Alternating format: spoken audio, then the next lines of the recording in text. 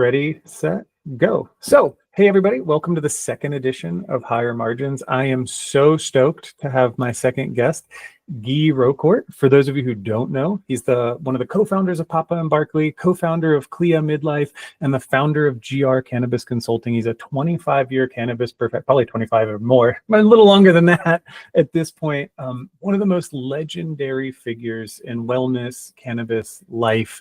Somebody I've looked up to. Apparently we met one time in the past and I totally forgot about it. And I felt like a terrible person when I said, hey, great to meet you. But somebody I've looked up to and have wanted to talk to for a very long time, and doing this podcast has finally given me an opportunity to do so. So Guy, thank you so much for joining me. Tell everybody a little bit about what you're doing today before we get into our hard-hitting questions that you probably have never been asked before.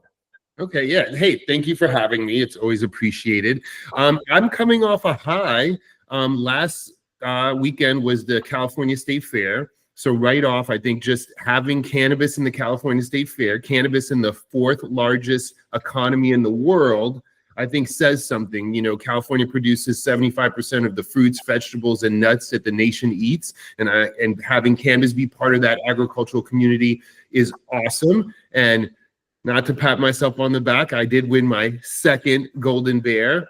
Last year, I won for my Balm Stick at Papa and Barkley, and this year the Papa and Barkley Sleep Tincture won. And so it's a great nod to whole plant medicine, efficacious cannabis medicine, wellness medicine in a world full of distillate and misinformation and marketing. It's nice to see that the judges are still being able to see past that and pick formulations that are amazing. So it was very validating for me. So yeah, I'm still riding that high, kind of like, ooh. I want to go to that so bad. Did you take one of the fancy pictures at the Fat Nugs booth with the black and white and the cool stuff? Yeah. I have to, but yeah, they got me really early. And you know, everybody's smoking, right? So they had these pre-rolls, and of course, I'm like, oh, one little one isn't going to do anything. But the guy was having so much fun, and I have this like the compliance tattoo here, California compliance. Okay. So you position it, and of course, I ended up smoking like 3 of these little like 0.3 gram joints and kind of was toasty right from the beginning. Speaking of funny tattoos, I always point out this one for me. I have the federal patent on cannabis as medicine. Oh, nice. I don't think anybody ever notices it because it kind of blends in, but I'm like, gotta have those subtle ones. Dude, that's so great. I can't wait to see the picture. I love what they're doing, by the way. I feel like the Fat Nugs guys have really brought a culture aspect back to cannabis that we lost for a long time. Like they're really repping it in a way that I haven't seen. So I'm coming up on 10 years in cannabis, and I don't think I've seen it since like right at the beginning of my tenure in the industry. Yeah, no, yeah. There was a few publications like Dope Magazine, after High Times had its debacles and collapsing, people trying to cash out and sell out and all the things that were swirling around that.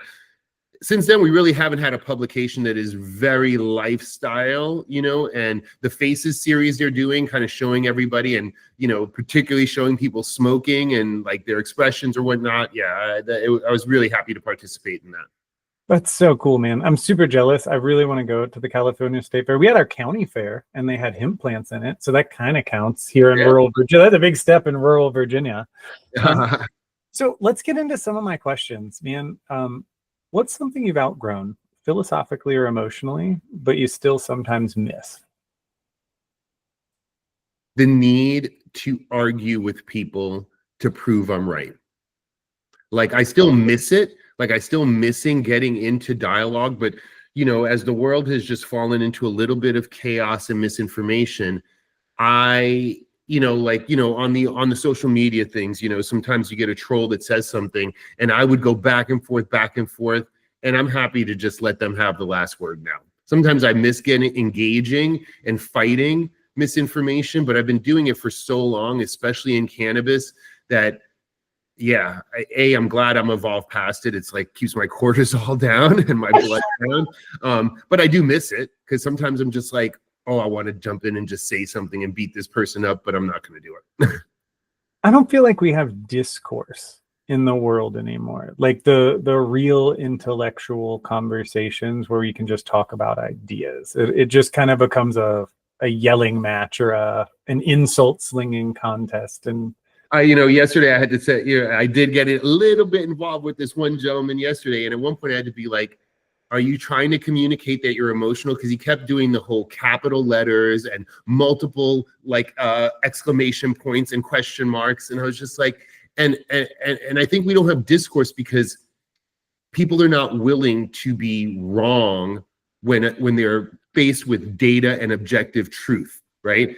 That's something that I've also started to, make sure that I do. It's like, I'm ready to be wrong. I want to be wrong. Like, if you can bring the receipts, as they say, I'm person enough to say, oh, thank you for saying that. I believe in constructive criticism, right? Only a friend is going to tell you have a booger in your nose. So if you come to me and you say, hey, I know you feel this way, but this is how this ladders up. You've not been seeing this correctly for whatever reasons. I'm going to say thank you. But the rest of the world seems to be on this thing like you believe something and that's it. You can't waver. You can't back off of that. And you start to have these conversations with folks with no agenda other than just to explore. And you start to see that they are embedded in their mindset in a way that is not, it's not conducive to good conversation. They're not trying to grow, whether you are or not. And so that's such a valid point. So speaking of that, do you think cannabis attracts a certain psychological profile of people? Like maybe back in the day versus today, do you think it's changed? Like, is there a blueprint for cannabis folk? So it's funny you say that because I've been thinking about this poster I wanted to craft where I was going to quote the lyrics from Pennywise, fuck authority, right? Because we started as counterculture. And I can tell you, everybody I advocated with had what I call a green heart. Many of the issues from climate change to the LGBT community to just supporting marginalized communities, all that was already embedded in our advocacy going back to the 90s, right? But as we started to become compliant, first starting in my thing in Colorado in 2011, Papa and Barkley, and now the broader marketplace, we get this money coming in. So I think first it attracted people that were down with counterculture, people that were ready to question what I often say, a little bit of punk rock in there, if you will, right? Unfortunately, now the kind of people that it attracts are money hungry. Like, we're not getting altruistic. We're not getting Bill Gates altruism. Like, ooh, this is a wellness product. We should get this category out because it would be great if people drank less. It would be great if people had less opiates. It would be great if people had less Ambien to sleep. That's not the kind of money we're getting. We're getting money that is still stuck in drug culture, still stuck in prohibition mindset, and thinks they can exploit the stoner. No offense to all those people out there. I raised 70 million of that dollar, so I know firsthand that these folks that they made entrust you with millions, that doesn't mean that they trust you. This notion of roots to suits, it's not a fight. It's a difference. Somebody wants to make money. Somebody wants to support the plant. Just saying, roots support the plant, suits support the bank account. And I wish we could have a better bridge, but right now, those are the two kinds of people that are attracted, and the control, unfortunately, lays with those financiers at this time. Great insight from that. So speaking kind of along those lines, do you think your personal success came more from understanding people or the business and the processes, or maybe a little bit of both? Like, where do you think that plays into it? Yeah, well, first, I'm going to say that the force is with me, right? Luck is a big factor in my life. I can tell you that from when I left the service and got into the entertainment world, it was just a revolution. When I got here in California and the 215 thing was kicking off, it was a revolution. When I happened to meet some people and were like, oh, what are you doing in Colorado? And I had already developed this vape pen. It was just that right point in time, right? So I have been in that right place in the right time to grow most of what I've done, whether it was, getting into the DGA when I was in the entertainment world, or, founding these cannabis companies as I've grown my career. So beyond the luck, I think that understanding cannabis, first of all, and being very shown from the time I advocated with Montel through my years growing and providing safe access here in California, really reinforcing how safe and effective cannabis is, right? It is like, my kids have rarely seen me have drinks, but there's a Puffco Peak on our coffee table, right? It's like, it's just, yeah, I just became so fundamentally tied to the plant as part of my DNA and persona that when the first time I was working with these VCs trying to start this company in Colorado, I was a product space expert. And I didn't know that much about capital raising. I didn't know that much about marketing. And I learned the hard way. At that point, I imagine, you know, Ralph from Organa Brands and like Open, that branding early on was powerful. And I'm a small vape company going up against somebody that really knows marketing. We had no marketing director. We created our own packaging and all that. So I definitely had a little school of hard knocks in terms of the business side. But I think for me, just being such a staunch supporter of the plant, unwavering, is where I think I made my success. And I think what we talked about a little while ago, being ready to be wrong. I remember sitting with Ricardo and defending light hydrocarbon extracts over CO2 by any means necessary. But now I'm fine to say I'm happy I had that journey and had the aha moment that what really got us here was what's grown in grandma's garden and made in grandma's kitchen. And I had to use butane just like for the same reasons I had to grow indoor, scarcity. But Right. now that most states are overgrown, why not just take those trichomes right off the top, shake them off, wash them off, and give somebody a clean, efficacious product? Right. And so I appreciate that I made some mistakes. I consulted on grows in Arizona and Nevada that just use tons of BTUs of electricity for lights with even more BTUs of electricity for air conditioning. Mother Nature eventually pays for all that energy. Is that the right thing to do? But I did it. And I have no problem admitting the mistakes I've made, because if you look at your mistakes, they become lessons. And so I've learned some hard lessons in this game as I've come up, but mostly being at the right time to learn and grow, and then have the opportunity like this to express my opinions and those learnings. So something a lot of people have heard me talk about is like the relationship of cannabis to academia. And one of the things I learned playing in the academic world, right, like teaching in college classes, I got an opportunity to sit down with a sociology professor one time, brilliant woman. And she told me that cannabis is the strangest subculture she's ever interacted with. And I was like, okay, you tell me, right? Like, you're the expert. I don't know what you're talking about.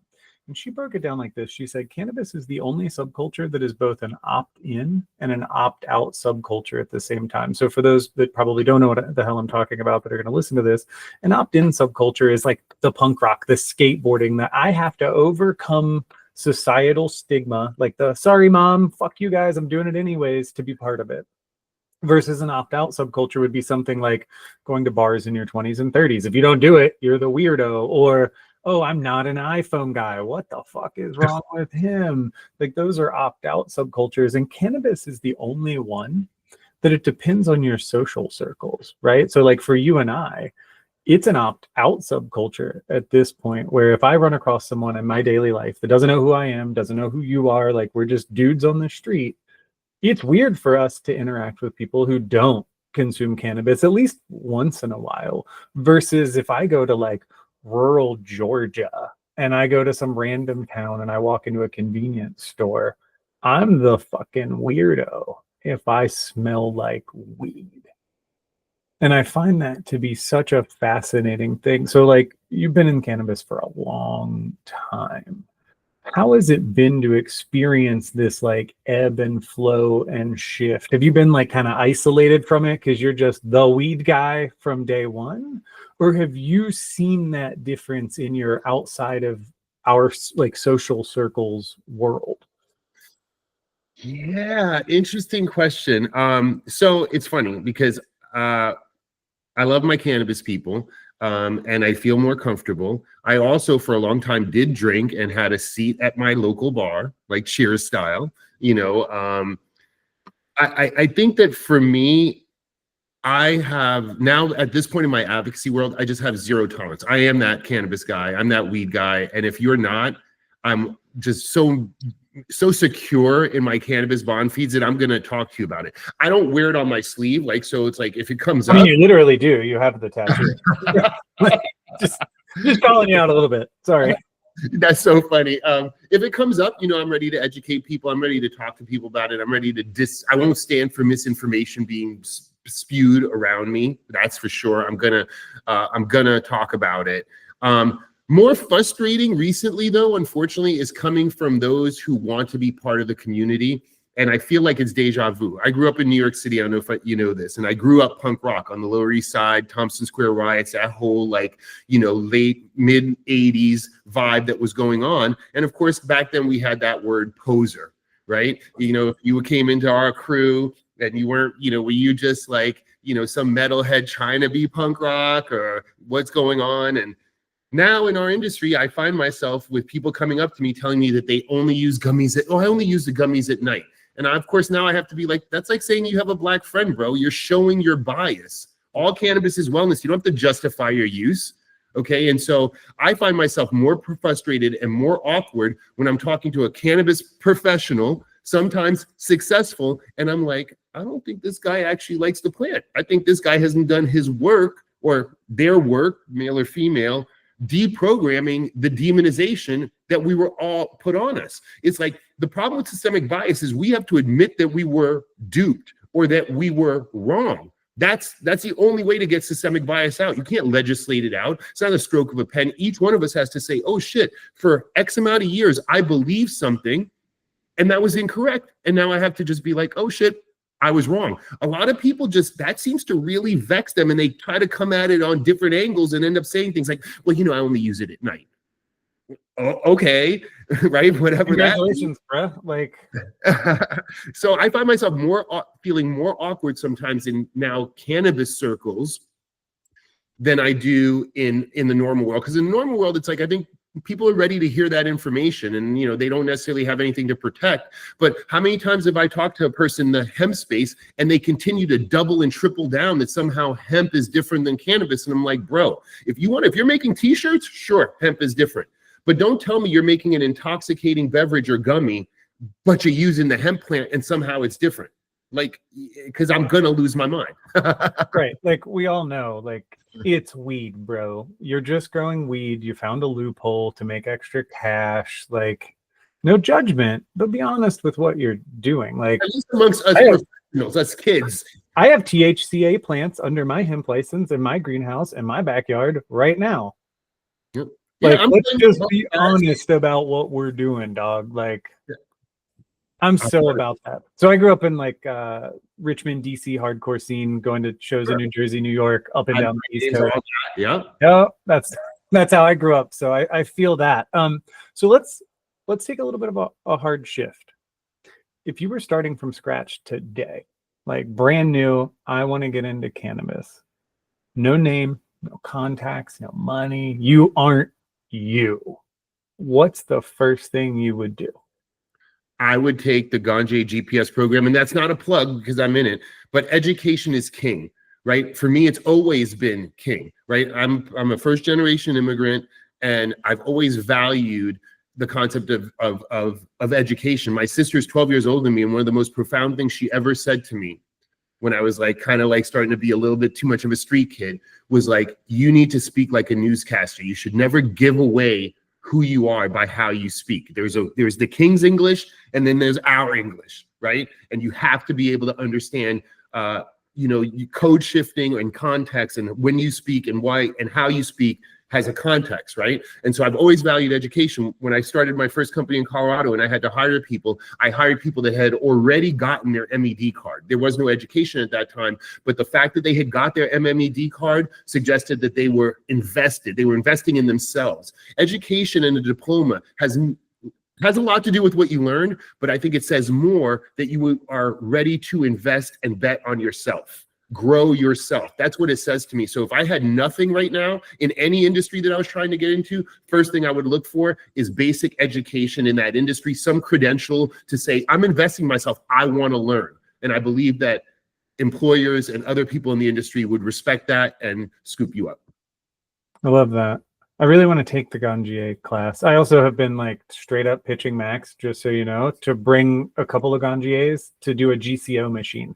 Put it to the test. Let's see if it's real. You know, GCO machine, the gas spectrometer where you can get the lab test and the scent directly to your nose, like you're in like a mask for I don't know, whatever, an airplane. Yeah. I want to put it to the test because I think it's real. Like I think it's legit. I think it's like, and I want to learn how to do it. But I want to see it in numbers. Like I want to do like a Pepsi challenge there. Like, go out to like the True Terpenes facility because they have one, and just sit down and like with the little thing. I think that would be so fucking cool. I agree. And I fear no data, no scientific method, because I'm not, like, again, we are just at the beginning of this, right? People used to think indica sativa hybrid was something other than morphology. What it really probably means is that certain terpene profiles may, on the majority of us, make us feel a certain way. And those terpene profiles were originally maybe more present, you know, limonene, pinene, ocimene in sativas, myrcene, and beta caffeine more in your indicas, and perhaps those have sedentary versus energizing or uplifting effects. But yeah, to be able to see that, to be able to have ganjés be able to determine that, and also see it on a mass spec, all that resonates with me. I just think it would be so fun. Like, I just like, I don't know, maybe I'm that like weird plant nerd guy who's, because like something I talk about kind of regularly, but people don't really listen to, is like, I like plants. I like plants way beyond cannabis. I have an orchard and like fruit trees and like berries, and like, I just think that would be so fun. So let's shift topics a little bit. At this point in your career, are you more driven by curiosity, conviction, or control? Curiosity, I think. And well, curiosity supported by conviction. Again, I believe in this plant. It's what I've done now for the majority of my adult life. I tell people it's also the most patriotic thing I've done, because even beyond serving in the military, I think the beauty of our nation is to be able to stand outside the law as an outlaw and say, that's wrong. I'm gonna get my people together and we're going to push back. That is fundamentally American to me. And that conviction is just who I am now. But I'm curious to just what you were saying. I want to find out, is indoor more complex than sun-grown? Let's look at the terpenes. Let's look at the ketones and esters and building blocks. We have gas chromatographs. We have HPLC. I'm so excited to see traditional agricultural technology applied to sun-grown cannabis, right? Because now that we don't have to grow indoors and we can grow outside, mixed light greenhouses, right? Like, all the new AI things that can like scan all the plants, right? And see if there's botrytis forming, see if there's powdery mildew or aphids forming. And now you can have huge fields that are curated with the same kind of attention to detail as the 4 plants that you used to grow under that 1,000-watt HPS. So I'm immensely curious about what the next steps are. And even though I stump for clean label formulations, what I really want is for the feds to get out of the way, start funding these universities to have real trials. And yeah, I think that the ECS system and cannabinoids and autoimmune diseases, the cure for cancer is right there. Cancer is an autoimmune disease. And if we can figure out that injectable or that whatever that is cannabinoid based, that will stop us from attacking ourselves, whether it's lupus, whether it's Crohn's, whether it's MS, whether it's all your other forms of cancer, that would be awesome. And so, yeah, I am genuinely curious, but it's pinned or powered by my conviction that this is the plan. I think you make a really good point. We're right at that place where technology can be applied to do craft at scale. Like, we all talk about it, right? That's kind of been like the talking point for years. Like, we're the craft premium ultra super dope, blah, blah, blah, blah, blah, blah, blah. Right? You hear it on every fucking marketing podcast in weed. We're almost there. And then kind of to the other point. So also a veteran, also believe that it is our inherent duty, and it's the most patriotic thing you can do, to be fuck you when something's wrong. Like, I've always kind of looked at it as my oath didn't expire, and my oath was to take care of my people, the country, the people here, like in the like, let's do this thing, let us free the thing. So let's go down that path a little bit. Do you think integrity is something that you protect, or is it something that you re-choose to do every single day? By choosing to do it every single day, you therefore protect it, but it is a choice. Yeah, again, just quoting that whole Star Wars Andrew thing, it's like, it's a choice. Every day we have the choice to stand up. And look, with all the divisiveness, you know how real integrity is to just be grounded and know that, like, it's not about winning, it's about the right thing. So right now, if the feds decided to look at the data that has been unchanged since the 70s and say, oh shit, we're making a change, I'm not going to say I told you so. I'm just gonna be like, awesome, let's move forward together in harmony. Right. We're here now.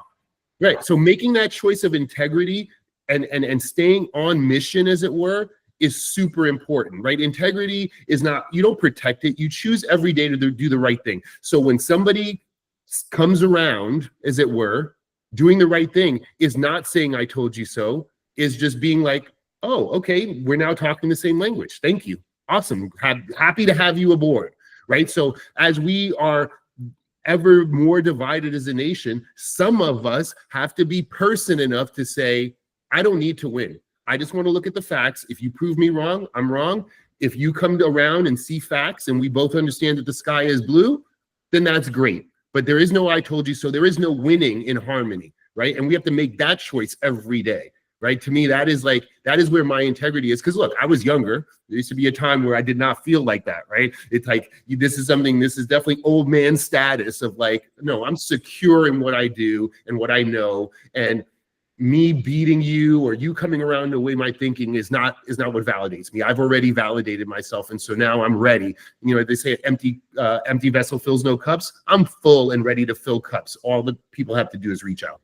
I love that, man. So let's kind of dig on that a little bit. You know, you say old man status. I'll call it elder statesman. Right? Like, as an elder statesman, somebody who has been unquestionably successful in this industry, what's your relationship to ambition like these days? What keeps you motivated to do it? What do you still feel ambitious? Do you feel like you're at the end, or are you still like approaching every day like it's the beginning, like a new step? Yeah, I think, you know, it's so funny. I think the ambition, typically when we're ambitious, there's a goal. And so I think I am still very ambitious. I think the goal has shifted. Clearly, when I was younger, like most good red-blooded Americans, I was paper chasing, looking to make stacks. That's what we're taught. That's what we do. We stack paper. I'm blessed. I'm blessed. I have 2 daughters. I just had my 23rd wedding anniversary. You know, at one point I was separated from my wife for a little bit. We got back together. And so I have clarity in ways that I never dreamed possible, right? So now my ambitions are less about paper and more about quality of life, you know, more about like, and I have more understanding about what I need, right? So like, even now, like we're about to move and like we live in this gigantic house and it's like, probably didn't need all this, you know what I mean? I don't need all this. It's kind of like, you know, I think that epiphany started when I transitioned from my Colorado company to Pop and Barkley. It's like during Prohibition, I thought I needed a rotovap. I thought I needed a short pack distillation machine. I thought I needed a laboratory and a field of white coats and whatnot. I didn't need those things. I wanted them, right? And I got them and I was ambitious to get them. And now I think I have a little bit more clarity about what is a want and what is a need. Okay. And so, yeah, I think that, you know, a person can stay ambitious, but your goals do shift as you get more mature. It is a function of maturity. It's more about like spending time with my family, you know, and making sure that they're secure. It's more about like, you know, my home life. And as I've gotten older, I've gotten like slower and slower. Well, that's not even the right word, but like I live in Humboldt now. I'm originally from New York City, right? And my next move is like going to be even more rural. And my wife is talking hobby farm and all this stuff. And I'm like, yeah, you know, so my ambitions have shifted. Yeah, you need money to make all those things happen. But I think now my wife and I often talk about like, even if I won the lottery, I don't know that I would change. That's how I know that I'm close to that happiness level, right? Because my day-to-day is not about like, oh, if I have more money, I would do this. My day-to-day is like, I'm free to do what I want. And that is a blessing. But I am still ambitious and I want to see this mission through. I've been on a mission to normalize cannabis. Okay. And when I say normalize, you know, when we think about media, especially here in the US, there is not an event that is not associated with alcohol. Whether it's a wedding, whether you're sad, whether you're happy, whether you're celebrating, whether you're not celebrating, there's every TV show, every movie, they reach for a bottle, even at work, whatever. Meanwhile, to smoke a joint is still like crazy making. And that hurts my heart. I want cannabis normalized in a way that like it's the go-to. It's what people do. It's the opt-out, right? It's that opt-out subculture. Yeah. You have to be like, oh, all right. Like, yeah, and we see it happening with California Sober and everything like that. But like, yeah, so I'm still ambitious. I still have some things I want to do, but the ambitions have shifted. Well, if you guys need help with the hobby farm homesteading life, That's my jam. I spend so much time with like my little fruit trees and my little agaves and like playing in my little baby greenhouse. Nice. I got you there. No animals though, other than dogs and cats. I need to figure out the whole like, is my HOA going to let me have goats? Yeah. That's on my. Goats is my top. I definitely want to do chickens to start, but then I eventually, there's something about having goats that's like on the bucket list. Yeah, it's like a thing, right? My neighbor behind me has goats, and they're like the most interesting. Like I'll sit out in my orchard. My orchard overlooks his backyard where he has his goats, and I'm just like, look at them living their life. They like climb shit and headbutt, and like they live such a oddly destructive but peaceful existence. Like I don't know, man. Like if I had to pick an animal that I would transform into, like Animorphs style from the 90s, I think I would want to be a goat. Yeah. I don't know. So, all right, let's get a little more serious again. So, undeniably, leader in the space, been doing this forever. That can be isolating. That can be difficult.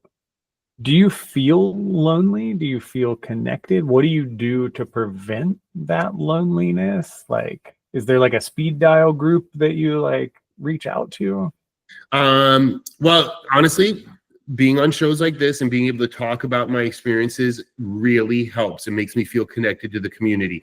Being, a Buddhist and being able to do reviews and presenting awards, that makes me feel connected. But the isolation, and I think all folks who aspire to leadership should hear this, that expression, heavy as the crown, right? And you've been in the military. Leadership is about setting an example, and it is also, it is not about fraternization, right? So I think a lot of people build companies and don't realize that once your company is over like 10 or 15 people, you're starting on a village. If your company is over 50 people, you have a small town, and you are like the mayor of that town, and every move you make will be scrutinized.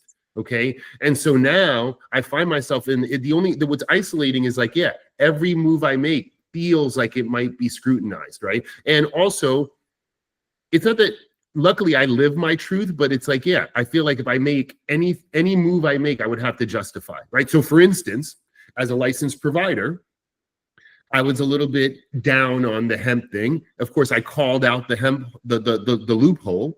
But then once I transitioned out of my licensed company, and my wife was like, oh, this whole Menoverse thing is happening. I'm like, oh, we should do something, and realize that there's no way that women are going into dispensaries to buy products for their midlife journey. So it's got to be an online direct to them. And surprise, surprise, there's this loophole, but I've had to answer for that, right? And of course, there's no shame in my game, so I'll tell you how I got there and why I got there. And, but I do feel that as a leader, you have to be very mindful that the eyes are on you. And when you do make steps, you better get your talking points and ways of communicating it. It helps a lot if your integrity is right and you're always making that decision based from a place of not ego and not greed, but of truth. And so like for me to be now on the DTC side, I can explain how I got to the DTC side, and I'm still doing what I do, providing safe access to clean from start to finish cannabis products.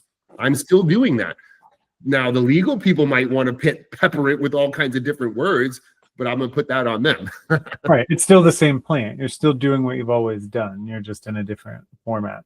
So that actually brings me to a different question. When was the last time you made a decision that conflicted with your personal ethics, maybe old personal ethics, and how did you come to that conclusion? You kind of started down that path, but like, what was that kind of evolution like to go from, I don't know, this seems sketchy, to like, I think this is the path forward? Because I'll be super honest with you, I was one of the first people out there in like LinkedIn land that was like beating the like, D8's a loophole and you're all dirty fucks and stop doing this. Like, you're gross, please stop. Like, you're all going to go to jail.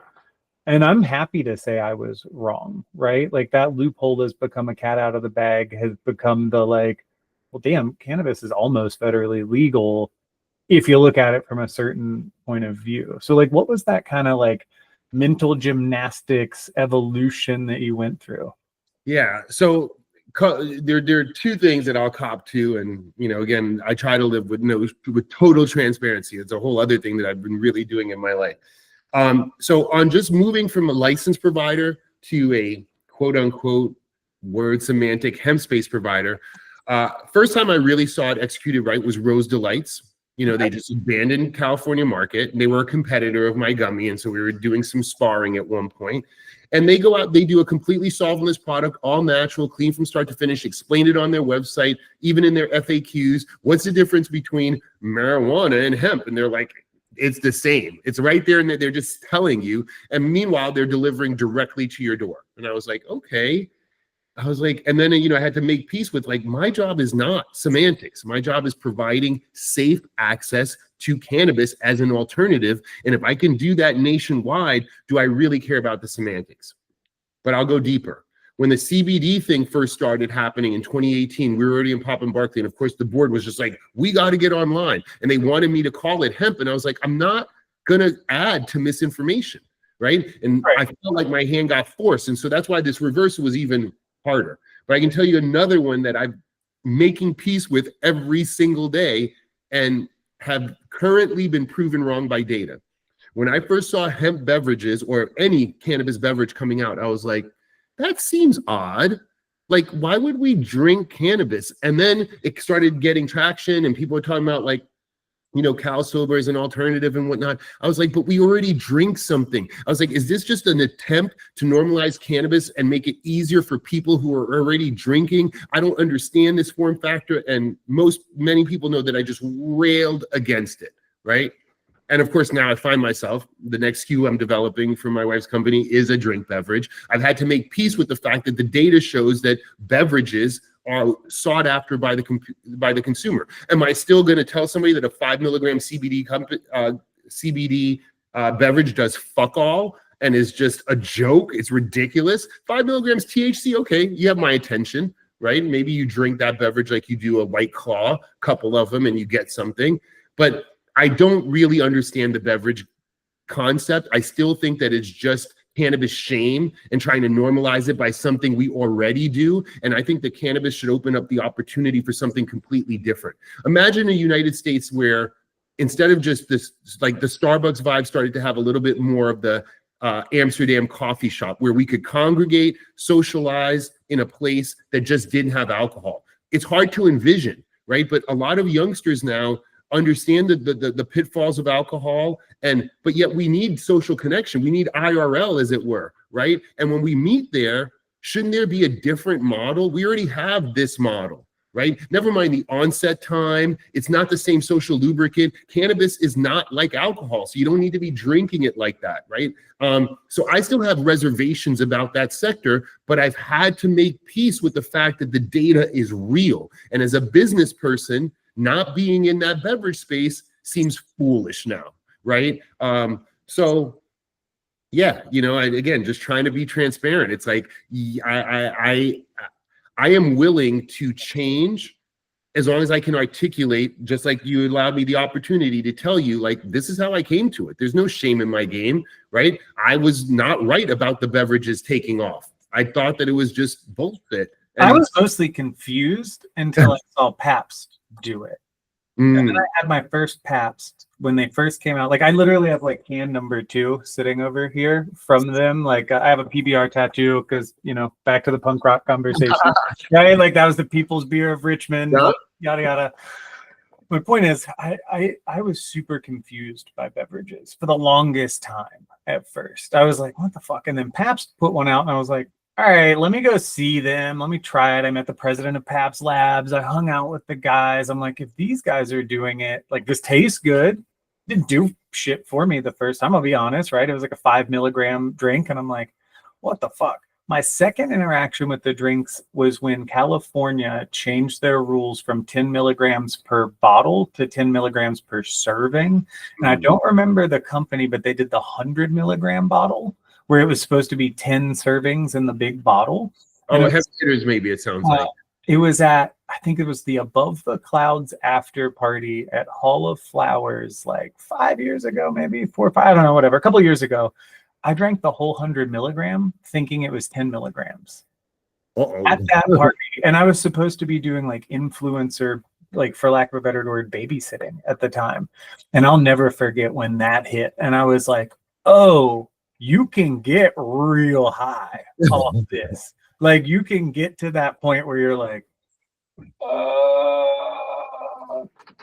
Since then, I've become a lot more open to it. But to your point, I do think there has to be a different paradigm because, like, not everybody wants to smoke. Vaping gets a weird rap. Drinking it seems unusual. You want to know what my favorite one I've ever had form factor of cannabis is? An inhaler. In Florida, my first home market move, the AltMed subsidiary, put out an inhaler, like a legit, like, Yeah, sure. bro. I used to go to Disney World and I looked like an asthmatic. Like I was dying. Like just on this, like that to me, I wish that was more readily available. Like I would love to see those kind of like, not to hide it, because I do, to your point, like we should be hiding it, we should be celebrating it, but those less obtrusive form factors that aren't like other people, where you could just openly like, there's my metered dose, I'm good to go. Like, yeah, no, I hear you on that, and like I should say one for those listening. Part of my problem with beverages is that most of them were distillate fueled because of the water solubility, but it is very possible to do sugar encapsulation. Folks at Azuka are doing great work there to make beverages that are solventless and chemical free, right? So it is possible. That's one.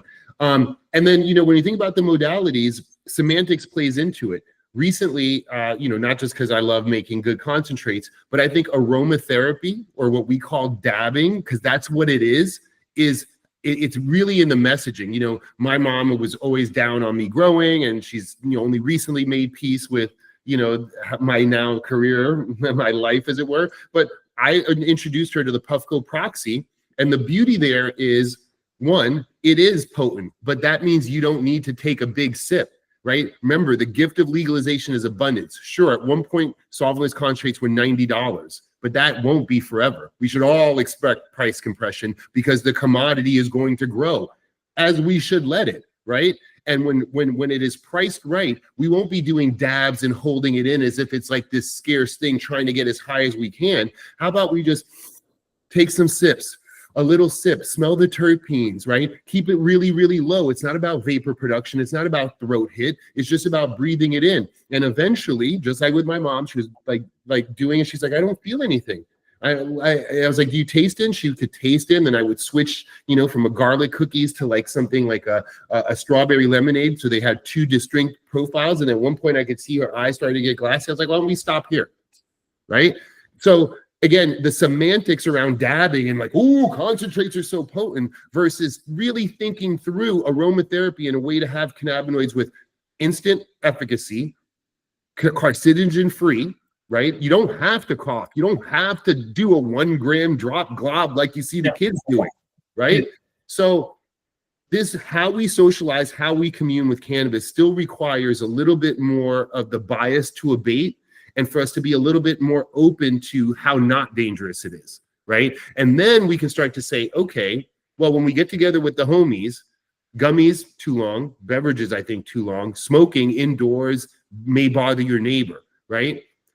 I feel like this aromatherapy, or like you said, some sort of nebulizer or atomizer that can like make nanoparticles, or a nano spray, you know, that coats your throat and absorbs in a rapid way sublingually or something like that, are super. I love that. Not gonna lie, like the weed inhaler made my life so good. Like when they first opened Star Wars Land at Disney, bro, I just walked around like I made it. Like it felt so good. All right, so I have 2 more questions. Sure. And we'll have to call it a day. So if you stripped away everything you've built to date in cannabis, Papa and Barkley, all the other adventures, all the other stuff, what part of you would still feel solid and what parts of you would feel shaky? Like if you just never did any of those things, would you still feel like you've lived a fulfilling life? Ooh. Man, I mean, it's the majority of my adult life at this point. Oh wow. I mean, I think if we stripped away everything I've done in cannabis, including like, all right, let's go all the way back, right? So just, you know, a little bit about my origin story. I got to California working with Montel, right? He was doing his advocacy, but I wasn't a cannabis person yet. He helps me get a job at Paramount Pictures, here in Los Angeles, and I'm on the lot living the dream. Script season comes around and beautiful people walking around, it's Hollywood. Right? And of course, it was great to have dispensaries. And then, of course, Montel being, I didn't have, knock on wood, had no reason for a dispensary, was terrified like most people. But, Montel comes and I become his caregiver. So I get to know a few dispensaries, and that's how I get into the game. We used to use the Dune analogy on my sets, like, either safety meeting or use the spice. Who has the spice, right? So cannabis has been around. I use it. I wasn't intimidated. Montel showed me the medical power of it. So if I had cannabis stripped out, I suppose I would have stayed in entertainment, even though when I made the decision to transition, my contract was up. Sumner Redstone at the time was vertically integrating Viacom. And, we come from that same thing where it's like VH1 and MTV, how could they be the same thing? How could they be from the same company? Right? So all of a sudden even then I could see that the consolidation of media under one umbrella, that's not going to bode well. And we see how that's played out. But I just felt that, like, coming from New York as an entertainment professional, I was one of my friend group that was in there. In LA, being in entertainment's like being at the steel mill. Everybody works at the mill, everybody, right? So the transition to cannabis seemed quite natural. But if I was not afforded that opportunity, I suppose I would have still been in cannabis. Hopefully I would have grown in media and been able to speak truth to power like I do in cannabis. You work in media, man, the landscape that it is now. So who knows where my life would be? Maybe I would have been a professional for truth, but I don't know. I don't know. But cannabis it's just hard. It's really hard for me to imagine myself now as not a cannabis person. I spent many years. So, when we think about providing safe access, at one point, I like to say two lights become 4 lights, become no doc loans, and you're doing this thing. And, Sparky Wilson Rose, good friend of mine, started one of the original dispensaries in San Francisco, paid the price, had to do his little bid. He shared a stool at my local bar, and it took us a while to kind of find each other and started sharing. And at one point he was like, you can't be in the supply chain like that. You can't be advocating and shaking trees on the advocacy side and moving trees on the other side, because that's what happened to me. So I took that, and for 10 years I said nothing. I just provided safe access, kind of raised my family, raised my girls, grew awesome cannabis, shared that with my dispensaries, eventually had a middleman and didn't really ask where those units went. You know how it is. And by the time I started my first company in Colorado, I remember being on a flight back to LA, and somebody asked me, he's like, "Oh, were you traveling? What do you do?" And I was just like, "I'm in cannabis." And they were like, "What?" I was like, weed. And then ever since then, I don't think I've been able to shut up about what I'm doing. So I have this pent up energy from the legacy market and a desire to talk about cannabis, right? So yeah, separating that from my persona just seems impossible right now. That's fair. All right. So this next question will kind of go down the same path, but a little different. So tomorrow's your last day in cannabis. What is the one thing you hope people say you stood for? Clean cannabis. I hope plant medicine and clean cannabis. I hope that if I were to pass away right now, God forbid, or if for some reason I just moved on and people talked about me in that legacy sense. I took this great picture with Ed Rosenthal, Steve D'Angelo, and Andrew D'Angelo the other day. I do want to be known as an advocate, as a person who helped get this industry started. But given all that's happened, I also want folks to know that I stood for plant medicine, right? I was able to, as an indoor grower, say that I grew indoors because I had to, but sun-grown is the way forward, period, the end. And this plant provides abundance. Unlike any other analgesic plant, the trichome is right there on the surface. Nature wanted us to have this. We can rub our bodies against it and scrape off that charas and get efficacy, right? When I see movies and people are putting that poultice, like cutting up and putting it on there, that's how I think about it. I made my topical, right? I just strained off the biomass. That's all I did. I just happened to have a cheesecloth. Otherwise, I would have just put that right on you to alleviate your pain. Okay, so I hope I'm just known for clean plant medicine. That's all I want for everybody, right? It's a change in our paradigm. Back in the 50s, we believed, and I believed for a long time. I went to a technical school. I was like, when I was in the services, like I believed in better life through chemistry, right? But now I'm starting to think, you know, we have to temper that, especially in peak capitalism. And like cannabis has shown me that nature, we have to let nature speak first and understand it first before we get over our skis, especially when it comes to wellness and medicine. Like, and I won't even get into the diet rabbit hole, but you get what I'm saying. I totally feel you, man. Well, I think we're almost out of time. Is there anything else you want to say, talk about, anything we haven't talked about? I promised you an interview with questions like you've probably never had before. What else? Yeah, no, this has been amazing. And they've all been questions that are like, no pun intended, at the root, right? They're you know, we could have talked about the businesses and all that, but I think that those questions of integrity, those questions of the why or where I come from, I really appreciate it, right? Because they do fundamentally fuel every decision I've made, right? And the way I approach this industry.